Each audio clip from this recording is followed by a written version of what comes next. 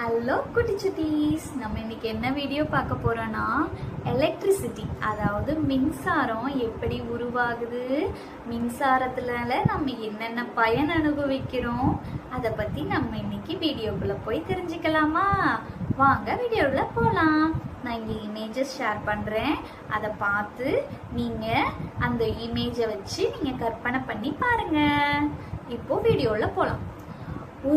ஒரு ஊர்ல ஒரு ராட்சச விசிறி, அதாவது டர்பைன் அப்படின்னு ஒருத்தர் இருந்தாராம். அவருக்கு ஒரே ஒரு ஆசைதான், அவரை யாராவது வேகமா சுற்ற வைக்க மாட்டாங்களா அப்படின்னு சொல்லி அவருக்கு ரொம்ப ஆசையாம். அந்த ஆசைக்கு இணங்க அவருக்கு ஒரு 4 நண்பர்கள் வந்து சேர்ந்தாங்களாம். அந்த 4 நண்பர்கள், அதாவது ரகசிய நண்பர்கள் யாருன்னு பார்க்கலாமா? அதுல முதல் நண்பர் யாருன்னா ஆற்று நீர். அவர் என்ன சொன்னாருன்னா, நான் உன்னை வேகமா வந்து உன்னை சுத்த வைக்கிறேன் அப்படின்னு சொல்லிச்சான். ஆற்று நீர் சொல்லிச்சான். அடுத்து ஸ்டீம், அதாவது நீராவி. அவரு என்ன தண்ணிய கொதிக்க வச்சு அது மூலமா வர ஆவி மூலம் உன்னை நான் சுத்த வைக்கிறேன் அப்படின்னு சொல்லிச்சான். அடுத்து காற்று, நான் வேகமா வந்து உன்னை சுத்த வைக்கிறேன் அப்படின்னு சொல்லிச்சான். அடுத்து 4வது நண்பர் யாரு? சூரிய ஒளி சொல்லிச்சான், நான் வெளிச்சமா, அதாவது நான் நேரடியா வெளிச்சம் தரேன் அப்படின்னு சொல்லிச்சான். டர்பைன் விசிறிக்கு ஜோன்னு அப்படின்னு சுத்த ஆரம்பிச்சுதான். அதுக்கு ஒரே சந்தோஷம், சுத்த ஆரம்பிச்சிருச்சு இல்லையா? அவ்வளவுதான்.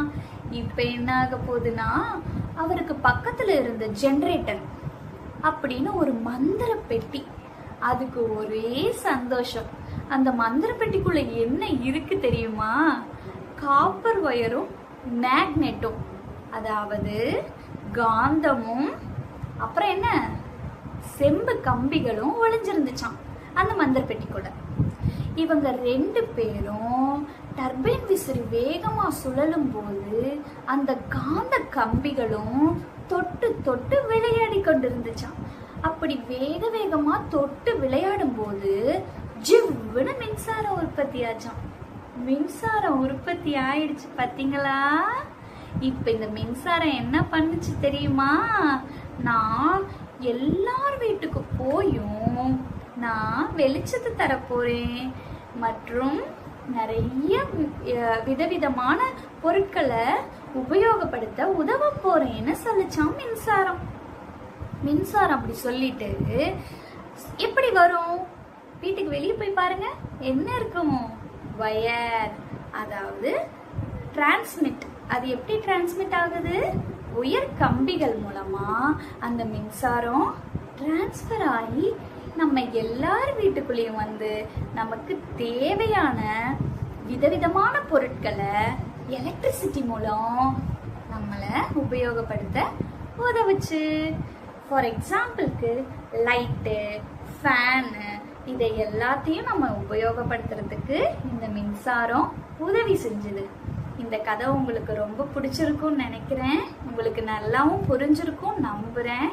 இதே மாதிரி நிறைய கதைகளை உங்களுக்காக நான் கொண்டு வர போறேன். இந்த வீடியோவை லைக் பண்ணுங்க, ஷேர் பண்ணுங்க, சப்ஸ்கிரைப் பண்ணுங்க, எனக்கு சப்போர்ட் பண்ணுங்க. கண்டிப்பா உங்களுக்கு விதவிதமான வீடியோ சயின்ஸ் ரிலேட்டடான வீடியோஸ் உங்களுக்காக காத்துக்கிட்டு இருக்கு. தேங்க்யூ குழந்தைகளா. பாய் பாய்.